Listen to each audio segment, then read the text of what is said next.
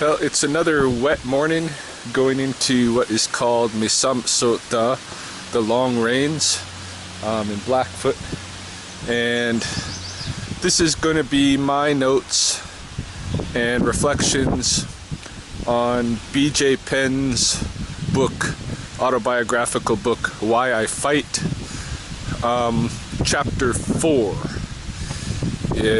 If you haven't seen, I've already done the prior 3 chapters, so I'm going chapter by chapter through this book. Consider this a spoiler alert, because I am going into detail about the contents of the chapters when those contents are of interest to me, and so if you haven't read the book already and you're planning to read it, maybe don't watch this video until you do. But if you want to exchange notes, or if you want to just postpone reading the book and check out a review, then this is the place to do it. So chapter 4 is entitled Half and Dave, and the Dave, Ralph, pronounced Half, is Half Gracie, and Dave is Dave Camarillo, who is Half Gracie's top student in, I think it's about 1996, when B.J. Penn's dad packs him up and sends him from his home in Hilo, Hawaii, to go and live in Mountain View near Stockton, California, to full-time attend Half Gracie's school and get thoroughly into jiu-jitsu. His dad actually comes along with him to California, sets him up in an apartment, and he is compelled to begin his training intensely at this point under Half Gracie. So this is an investment that his dad is making. BJ doesn't have to work. All he has to do is train, and he does so, and he does so intensely every day. And before long, Half is getting him involved in tournaments.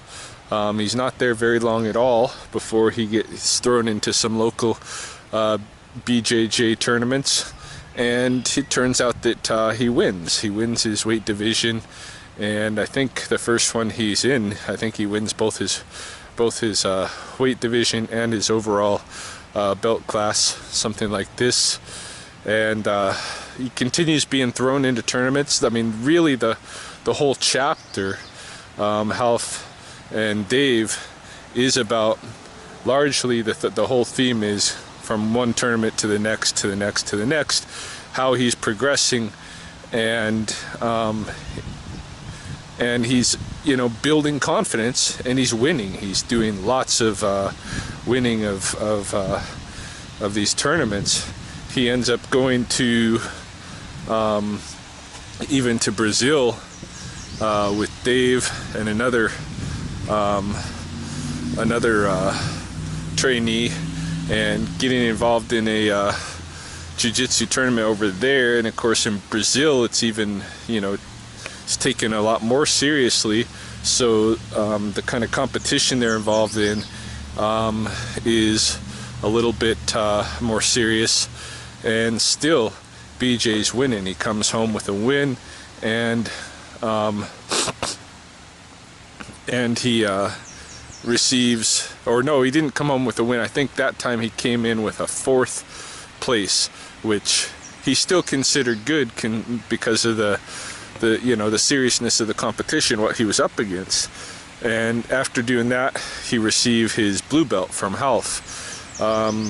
Meanwhile, as he's going through these tournaments, all of them jiu-jitsu tournaments, he's training very intensely at Half's school, and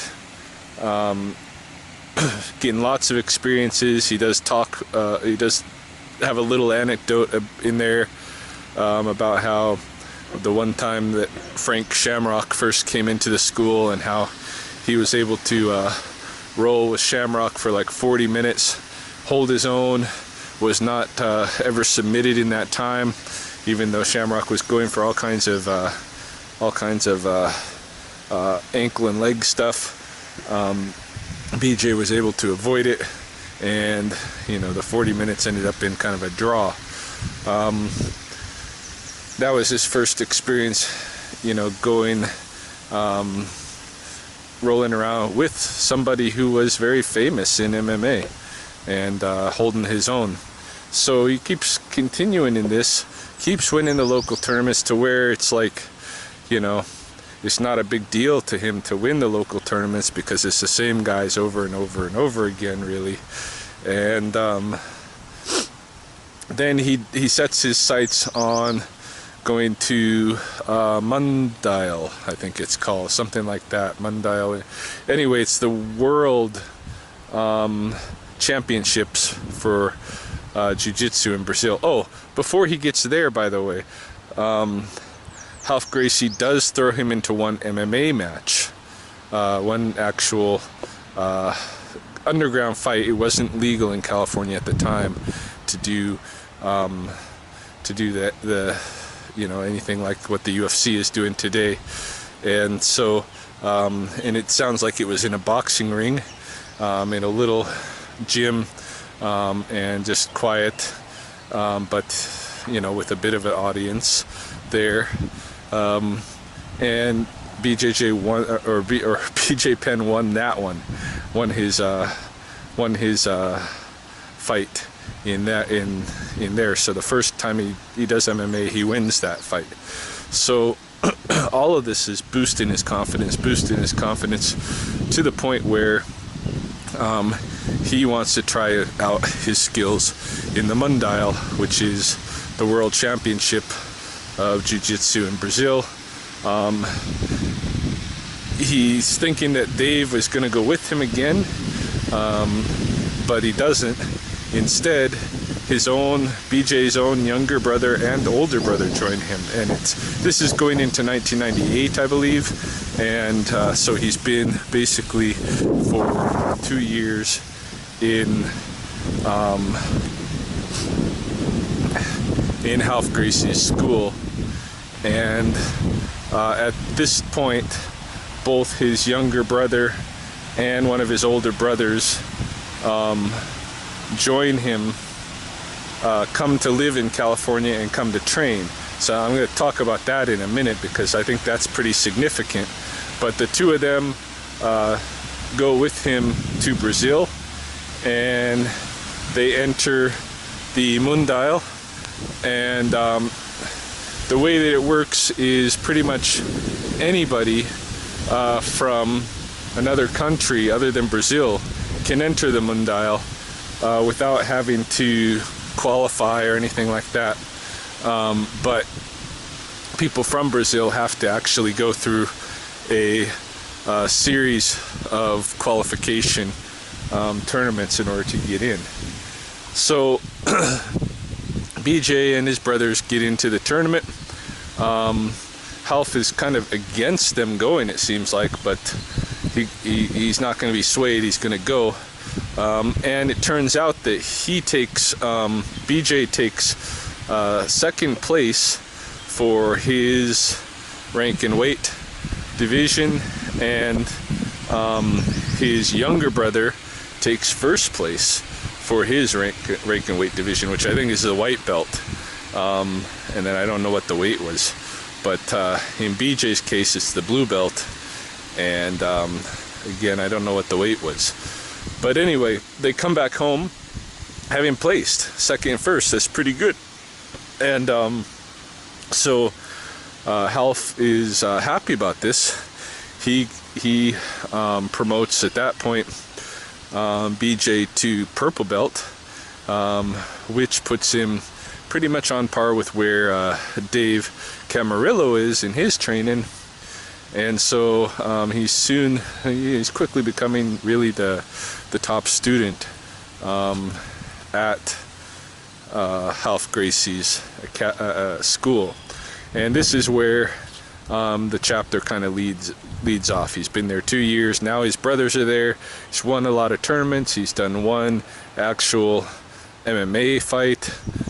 He's placed fairly well in the Mundial, and yeah, this is what's going on in his life, and he's intensely caught up in jiu-jitsu. It's on his mind every hour of every day. He's totally consumed by it, thinking about how to move between different transitions, and or how to do different transitions and this and that, coming up with moves himself, and it just completely consumes his life. Okay, so now a bit of critical analysis. It's very hard, actually. I found this chapter, out of all of them, probably most difficult to direct a critical gaze at, because it's just seemingly just straight, factual stuff about, he did this tournament and this happened, this tournament, this happened, this tournament, this happened, and it's just a linear sequence of things that happen over that 2-year period. There are some things that, to my mind, are left unsaid and that are still questions for me. And all the way along in this book, one of the big questions has been, what's the deal with BJ Penn's dad, and how he factors into his son's development. And here we get, a little bit of a different take on BJ's upbringing and resources, because in the early chapters it seemed like he was coming from a very kind of economically humble situation, where his parents had purchased this party house in Hilo that was totally broken down, had one room that their whole family could live in, and even that was like a leaky, messed up place, and they slowly had to like fix up this house to make it into the family home that it eventually became. So that, suggested that they didn't have very many resources.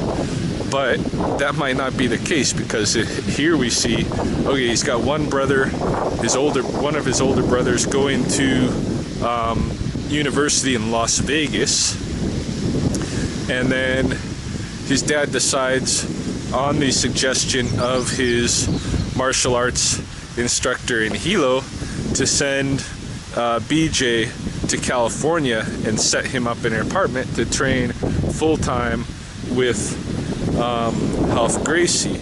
And of course, BJ isn't working this at the same time. He's not employed, he's not doing anything other than training, which means no doubt that his family is paying for his apartment. So they're probably paying for his older brother's place in Las Vegas, and they're paying for his place in Mountain View, Stockton, or wherever in California, where he's training. And so they've got some resources, it's pretty clear. And what it makes me think is that his dad is just maybe a very wise kind of investor, where the reason maybe he bought the dilapidated house was because he saw the potential in it. It was a good, maybe it was a very inexpensive purchase, and he saw its potential and was able to build it from there. His dad is kind of a visionary, I think, from all the suggestions, but I can't be sure, but I'm just reading into it. Kind of a visionary, where he can see the long-term picture of things, and he's willing to make the right investments in the long term, like the purchase of their house, and sending BJ to California to train martial arts, because who does that? I mean, back then, the UFC, this 1996, UFC was not like it is today, where it's just a hugely popular sport. There wasn't that going on in 1996. So why send your son at some considerable expense a kind of a derelict son at that, a partier, why send him to California to do this training? He must have had some sense of what was up and coming, and the potentials, the possibilities, and this kind of a thing. And he probably, you know, really loves his kids that much that he's willing to invest in their experiences. And you can tell this by the fact that after BJ's been in California for a couple of years, then he's joined by his little brother and his older brother, one of his older brothers. And you know, my sense of things is that their life is not nearly as wrapped up in martial arts and fighting as BJ's is, so there's no real reason to send them to California in the manner that that he did with BJ, except that just to give them the, you know, that they maybe want the experience. Maybe there's a potential for them to become jealous of their brother BJ if they don't have that kind of experience themselves. So given that his dad's already paying for the apartment, it's not going to be really much of an added expense other than some potential living expenses for food and stuff to get his other brothers over there living as well. So so this goes on. And yeah, it's a very interesting dynamic, and there's not enough said, in my estimation, in that respect, in how his dad is fostering this whole development and stuff, because it seems to me pretty clear that that BJ, left to his own devices, could not have developed into the person, into the fighter that he did.